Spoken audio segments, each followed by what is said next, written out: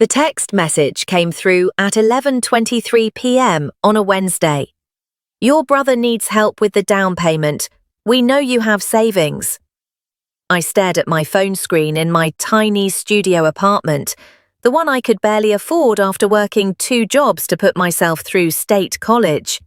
The apartment where I'd eaten ramen for dinner 4 nights that week, where my savings was $3,200 I'd scraped together over 3 years of 60-hour work weeks. My brother, the golden child, needed help. Again. The worst part wasn't the audacity of asking me for money after they'd spent $180,000 on his private education while I got nothing. It was that they genuinely couldn't understand why I was about to say no.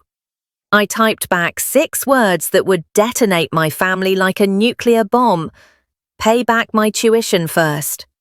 My name is Sarah. I'm 26 years old, and this is the story of how one text message ended a lifetime of favoritism, and how my parents' response proved I'd made exactly the right choice.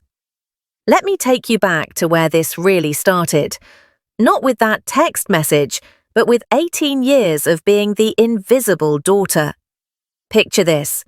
It's 2015. I'm 17 years old, sitting at our kitchen table with college acceptance letters spread out in front of me. UC Berkeley, UCLA, Boston University, all acceptances, all dreams I'd worked towards since freshman year when I joined every club, volunteered at the hospital every weekend, studied until 2 a.m. for a 4.3 GPA. My parents barely glanced at them. State school has a good program, my mother said, not looking up from her phone. It's practical. Practical. That word would haunt me for years. You want to know what wasn't practical?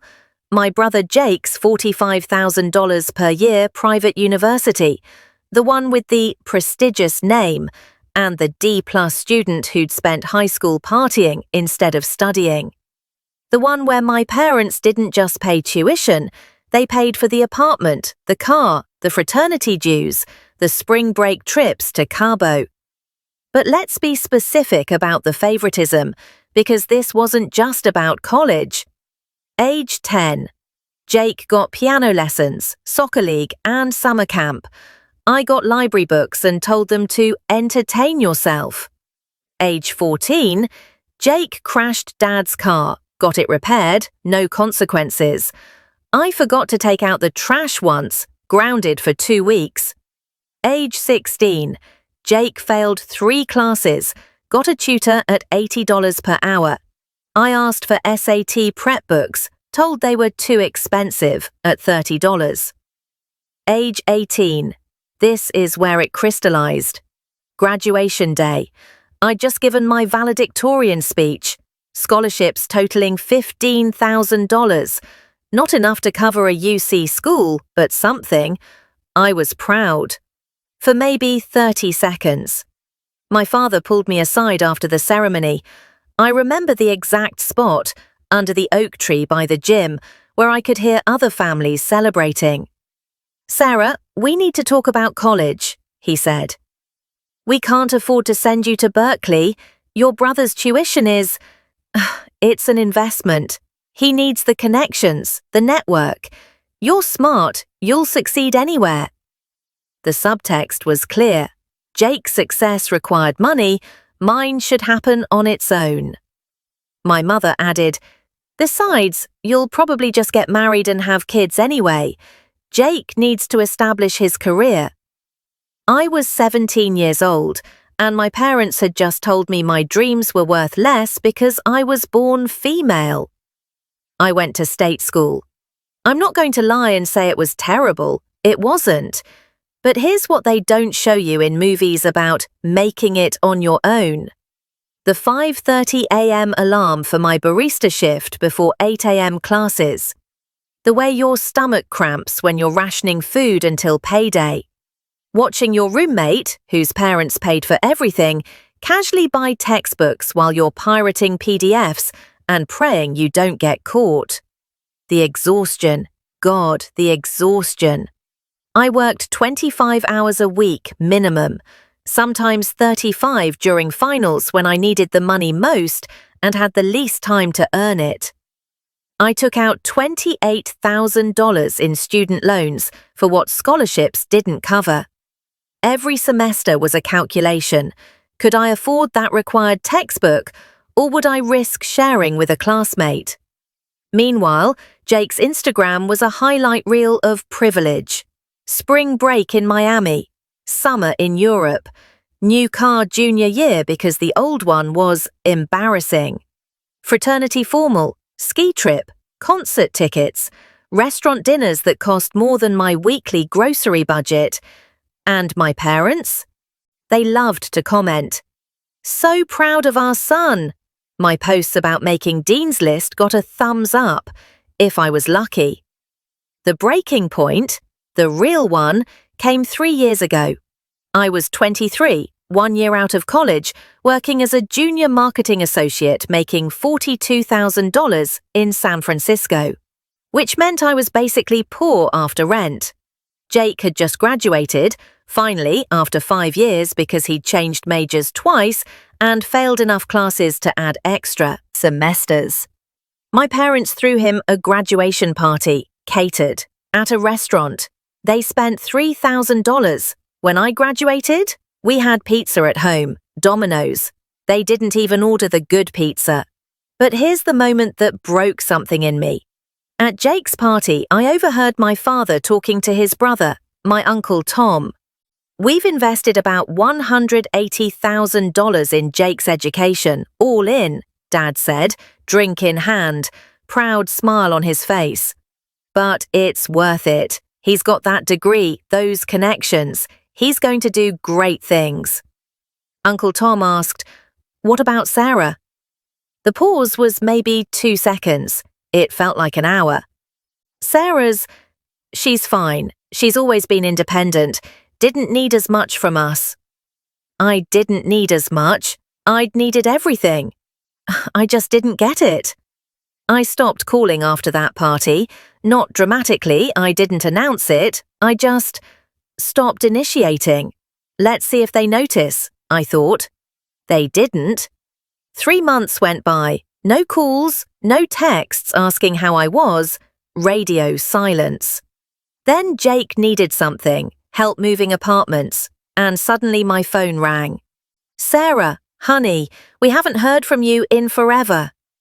I helped him move, because that's what I did. That's what the invisible child always does, shows up when summoned, grateful for the scraps of attention. But something was different now. I started noticing things I'd normalized. Thanksgiving.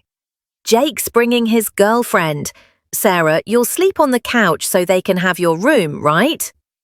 Christmas. Jake got a $2,000 laptop. I got a $30 candle set. You're so hard to shop for. Family photos. Centered on Jake, always. I'm literally cropped out of the one hanging in their living room because it looked better framed that way. I started talking to my best friend Marcus about it. Marcus, who'd watched this dynamic for years and bit his tongue. "Sarah," he said over coffee one Saturday, "you know this isn't normal, right? The way they treat you. It's just, Jake needs more support," I heard myself say. The script I'd been fed for years. "Why?" Marcus asked simply. "Because he's incompetent. And you're supposed to just accept less because you're competent enough to survive neglect." I had no answer. Marcus continued. "They spent $180,000 on him. How much did they spend on you?" I did the math that night, really broke it down. Jake's investment. Private university tuition, 5 years, $225,000. Apartment and living expenses, $60,000. Car purchase and insurance, $25,000. Extras, trips, fraternity, etc., $30,000. Total, $340,000. My investment, state school contribution, $0. They refused to even co-sign loans. Living expenses covered, $0. Car, $0. Bought my own used Honda for $3,500. Support, $0.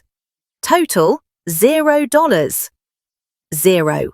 They invested $0 in my future while spending over $350,000 on his. Now we're back to that Tuesday night, 11:23 p.m. Your brother needs help with the down payment. We know you have savings. I stared at that message for 10 minutes. Then I scrolled up through our text history.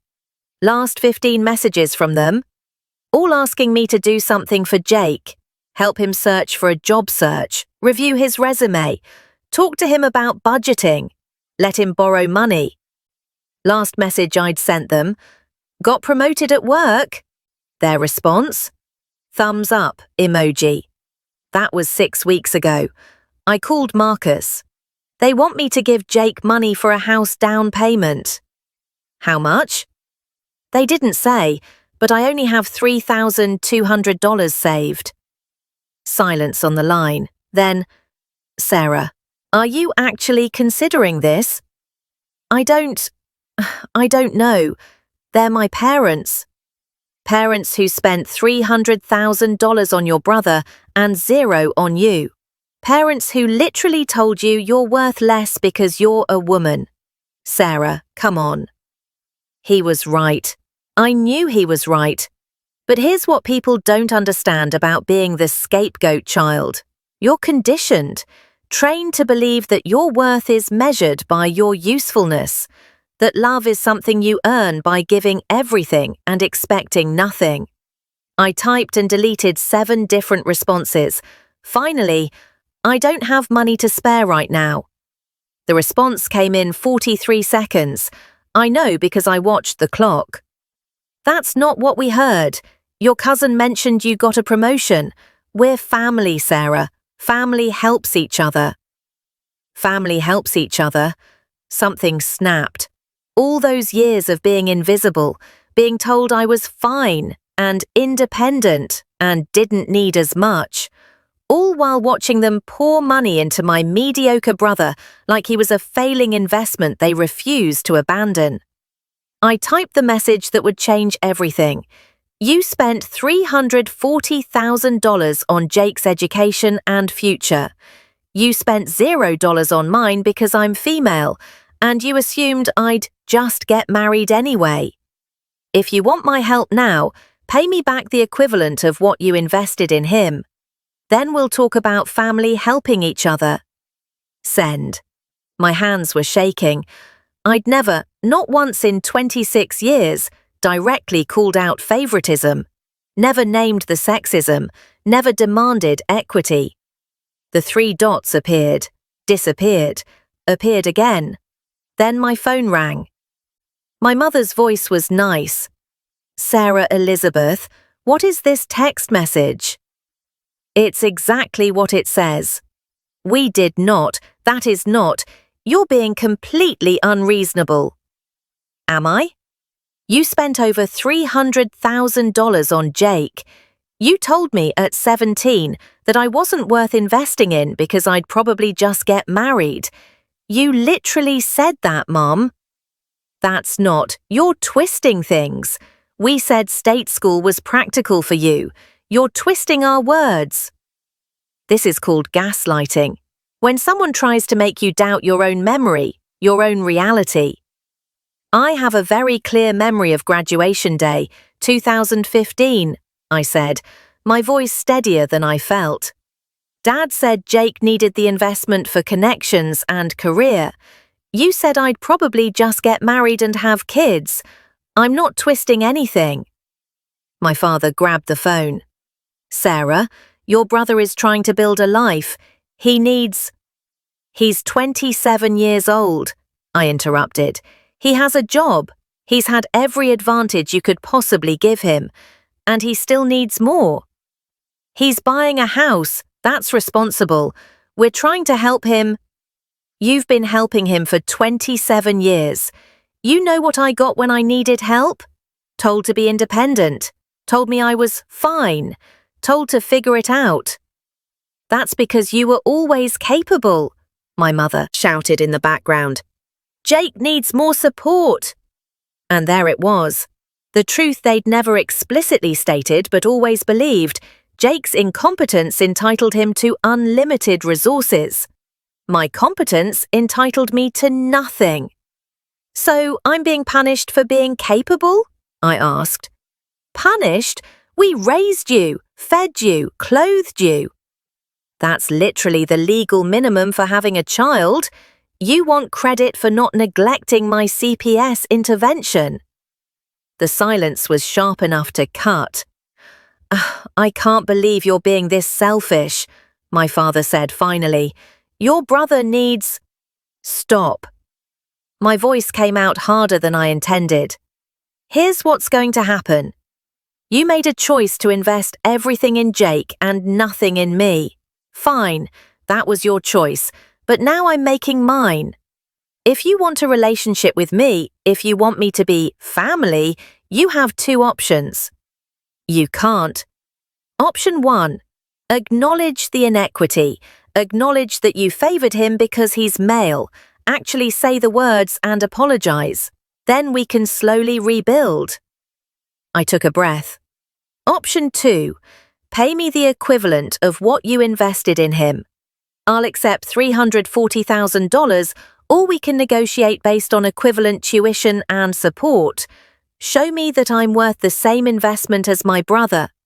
Prove that my value wasn't determined by my gender. This is blackmail, my mother shrieked. No, I said quietly. This is equity. You can't have it both ways. You can't treat me like I'm worthless for 18 years and then demand I fund Jake's life because family helps family. We never treated you as worthless. You spent nothing on my education and $300,000 on his. What do you call that? More silence. You have 1 week to think about it, I said. Option 1 costs you nothing but pride. Option 2 costs money but buys you proof that you value your children equally. Either way, until one of those things happens, stop asking me for anything. I hung up. Then I threw up in my kitchen sink from the adrenaline. The next 3 days were warfare. Text messages from my mother, 37 of them, ranging from, "How dare you?" to, "We sacrificed everything for you kids," to, "You're tearing this family apart." Messages from Jake. "Why are you doing this? I never asked you for money. This is between you and them." Message from my aunt. "Your mother is devastated. Is money really more important than family?" I didn't respond to any of them. Here's what people don't tell you about standing up to family dysfunction. Everyone will tell you you're wrong, because you're disrupting a system that worked for them, even if it destroyed you. But here's what happened that actually mattered. My phone rang Friday night. Uncle Tom, the one who'd asked about me at Jake's party. "Sarah, I heard about what happened." I braced for the lecture. "Good for you." I almost dropped my phone. "What?" I said, "Good for you. I've watched your parents favor Jake for your entire life. I've bitten my tongue for years because it wasn't my place. But the way they treated you, Sarah, you deserved better. You've always deserved better." I started crying, couldn't help it. "Your aunt and I want you to know, we see you. We've always seen you. And if you need anything at all, you call us." "Thank you," I whispered. "Don't thank me. You did something incredibly brave. Most people never confront this stuff. They just accept it and break themselves trying to earn love that should have been freely given." After we hung up, I made a decision. I opened my laptop and started writing everything down. Every incident, every disparity, every moment of favoritism.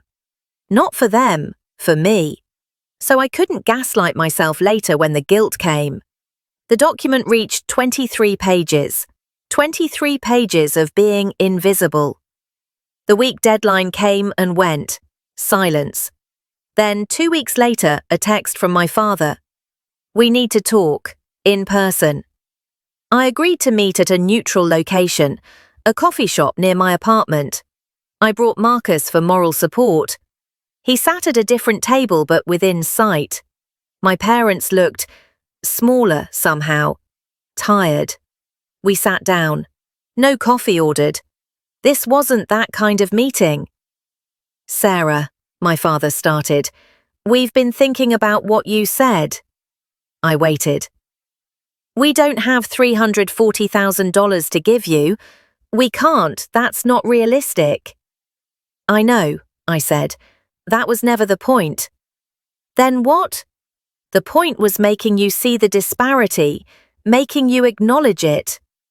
My mother spoke, her voice tight. We did our best. We raised 2 children. We made choices we thought were right. You made sexist choices, I said flatly.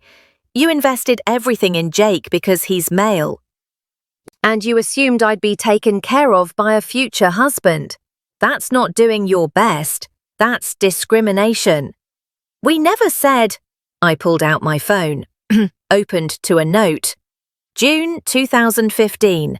Direct quote from you, Mom. You'll probably just get married and have kids anyway. Jake needs to establish his career. She paled. I have pages of this, I said quietly. Years of being told I didn't need support because I was independent. Watching Jake get everything while I got nothing. Having my accomplishments ignored while his mediocrity was celebrated. That's not fair, Jake said. I hadn't noticed him come in. I didn't ask for any of this. No, I agreed. You didn't, but you accepted it. You benefited from it. And you never once questioned why our parents treated me like I was worthless.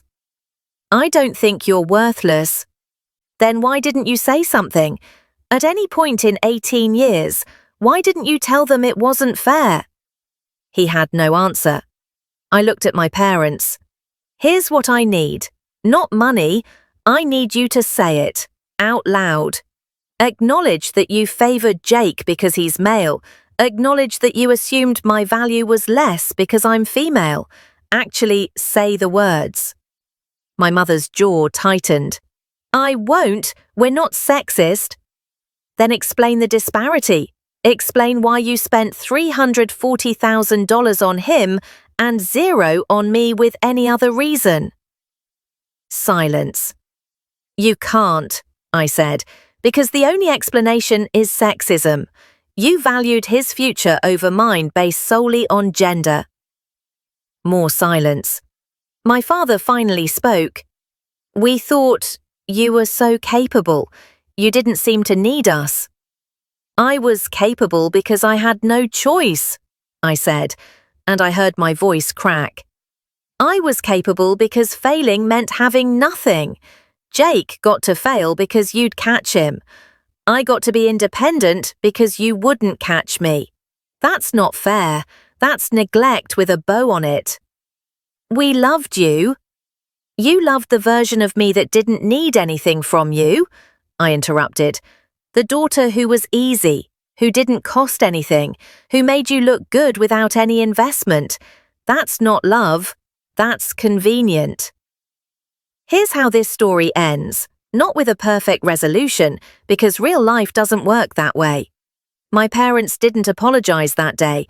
They left the coffee shop angry, defensive, and insistent that I was being unfair. I went home and blocked their numbers. For 3 months, there was silence. Then my mother sent an email. Not a text, an email, 5 pages long. The summary, she'd been in therapy. My Uncle Tom had apparently sat her down after that coffee shop meeting and told her some hard truths. She'd started seeing a counselor who specialized in family dynamics. The email included the words, "We treated you unfairly based on outdated gender expectations. We were wrong." Not perfect, but something. My father sent his own email 2 weeks later, shorter, more defensive, but it included, "I see now that we gave Jake more because we thought he needed it, and we didn't give you more because we thought you didn't. That was wrong. You deserved equal investment." Did they offer to pay me back? No. Did they suddenly become perfect parents? No. But here's what changed. Last month was my birthday. They called, not to ask for anything, just to wish me a happy birthday, to ask about my life, actually listen to my answers. Jake called separately. "I'm sorry," he said. "I should have said something. I didn't realize how bad it was because I was busy benefiting from it. That was wrong." I'm slowly rebuilding contact, very slowly, with boundaries they're actually respecting. But here's the real ending. I'm 26 years old. I have $4,100 in savings now, managed to add to it despite everything. I'm in my tiny apartment that I pay for myself. I have student loans I'll be paying for another 8 years. And I'm free. Free from the belief that I'm worth less because I'm female. Free from the pattern of accepting crumbs and calling it love. Free from the idea that I have to earn basic respect and investment. Someone commented on my original Reddit post, "You're not the asshole, you're the hero of your own story." And maybe that's true, because the real ending isn't about whether my parents paid me back or apologized perfectly. It's about me finally believing I deserved equity in the first place. To anyone listening who sees themselves in this story, who's been the invisible child, the scapegoat, the one who was fine and independent while someone else got everything, you deserved better. You deserve better. And demanding equity isn't selfish, it's survival.